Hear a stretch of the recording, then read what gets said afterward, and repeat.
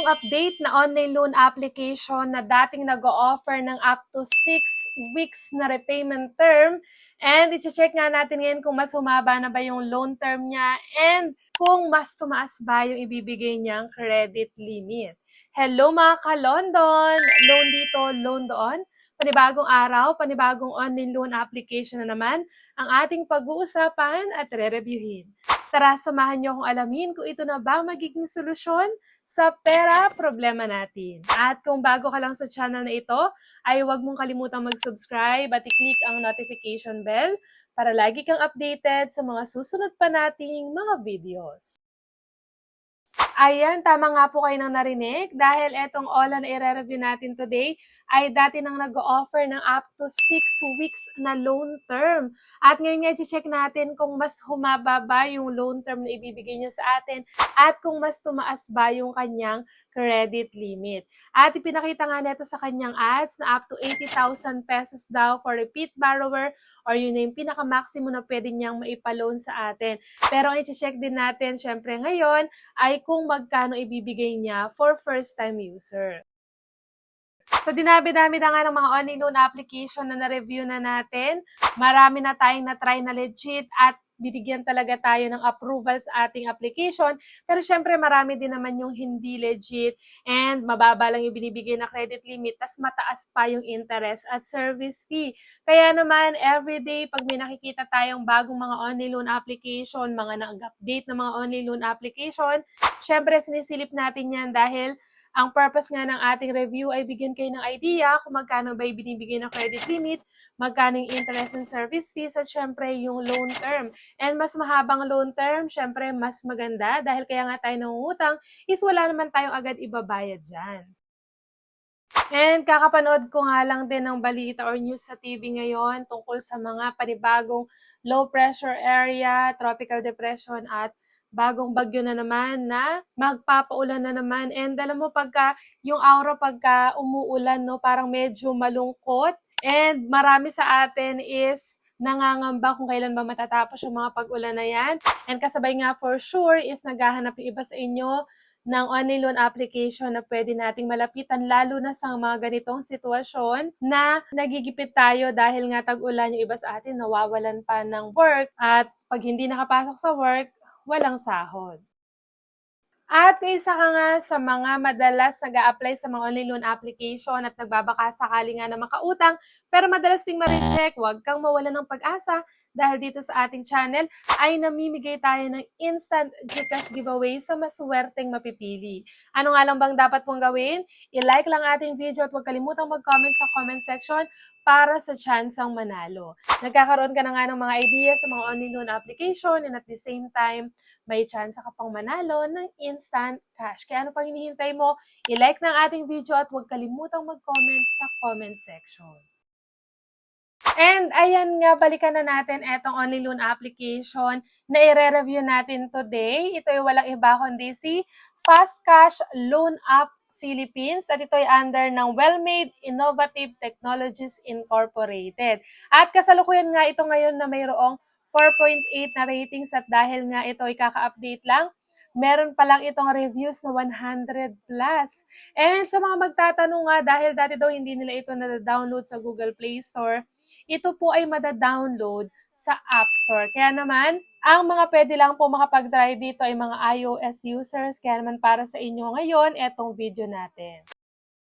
At ito pa nga pinakita sa ads netong si Fashcash. Ito nga daw is easy to use and made simple. Ito nga din daw is one tap to apply at meron lang siyang 4 steps para ma-verify yung ating application or yung ating step na gagawin para makapag-continue na tayo at makita natin yung credit limit na ibibigay sa atin. And sila nga din daw ay may multiple repayment methods. Kung makikita natin dyan, pwede through bank at e-wallet. Napakarami. Meron dyan nakalagay GCash, MLuwilier, QR code, Maya 7-Eleven.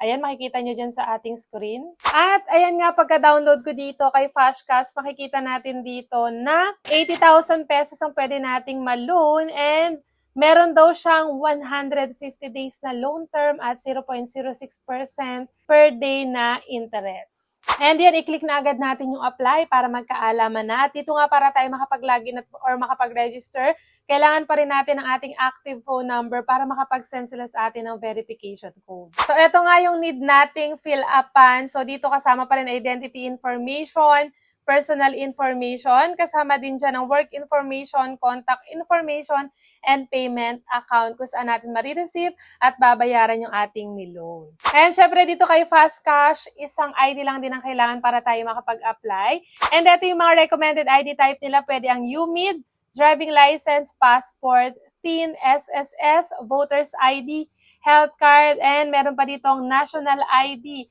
At kung wala ka pa nga sa mga recommended ID type, meron pa rin namang other ID type dito, postal ID, PRC, at pag-ibig. And yan, kung mapapansin natin, halos lahat talaga ng ID ay available at pwede dito kay Fast Cash. And dito kailangan natin picturean yung ating ID and then meron siyang facial recognition to check kung tayo ba talaga yung naglo-loan at hindi lang nagamit yung ID natin sa paglo-loan. And sa personal information, eto meron sa education, marital status or marital state, email address dapat active at nakaka-receive ng messages dahil dyan sila magsisend sa atin ng update ng ating application. Kasama ang gender, home, city, and address details. And sa job information naman, di mawawala ang company name, company address. Kasama din dyan ang company phone number, profession, work experience, and monthly income. Siyempre, importante ang monthly income. At baka dyan i-base kung magkano ibibigay sa ating credit limit. Sa emergency contact naman, 3 contact number ang kailangan natin provide. Pero siyempre,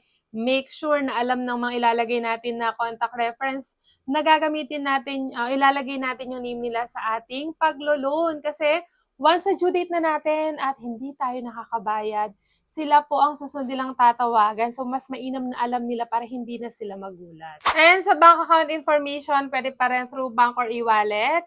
So, dun na tayo pipili kung saan ba natin marireceive yung amount na ibinigay sa atin at kung saan din natin yan babayaran. And after nyan, tapos na tayo sa ating application, dito na tayo sa pinaka-exciting part, which is malalaman na natin kung magkano ba talaga ibibigay niyang credit limit and kung installment ba ang ibibigay niya sa ating loan term. Kung kanina nga nakita natin is 150 days daw yung kanyang loan term, pero dito, eto na po, 2,000 pesos ang binigay sa aking credit limit netong si Fast Cash. And nakakalungkot lang dahil 7 days lang po siya. Hindi po siya nag-offer ngayon ng 45 days or 6 weeks, kundi 7 days lang. And dito nga, sa details ng ating loan, yung marireceive lang nating amount sa 2,000 pesos ay 1,200 pesos. Repayment amount is 2,000 pesos pa rin. Saan mapupunta yung 800 pesos na ibinawas dun sa ating credit limit? Mapupunta yun sa processing fee na 667 pesos, total interest fee na 13 pesos, and then yung risk control service fee na 120 pesos. So kung ito-total natin yun, 800 nga yung mababawas dun sa ating credit limit. And kung mapapansin nga natin, detailed ang ibinigay sa atin na loan details netong si Fast Cash. At dito nga may pagkakataon ka na hindi ituloy kung hindi mo magugustuhan yung 2,000 pesos pero ang marireceive mo lang is 1,200 pesos. Nababayaran mo din yung buong 2,000 pesos sa loob ng 7 days. And kung makikita nga natin, August 18 ngayon, so magbabayad na tayo ng 2,000 pesos sa August 25. So talagang 7 days lang etong si Fast Cash. At yan ang kabuang loan details na itong si Fast Cash. Kung gusto mo manalo sa ating pa-Gcash giveaway, i-like lang po ang ating video at mag-comment sa comment section para sa chance ang manalo. Dito na lang muna natatapos ang ating review ngayong araw. Hanggang sa muli, mga ka-London! Bye-bye!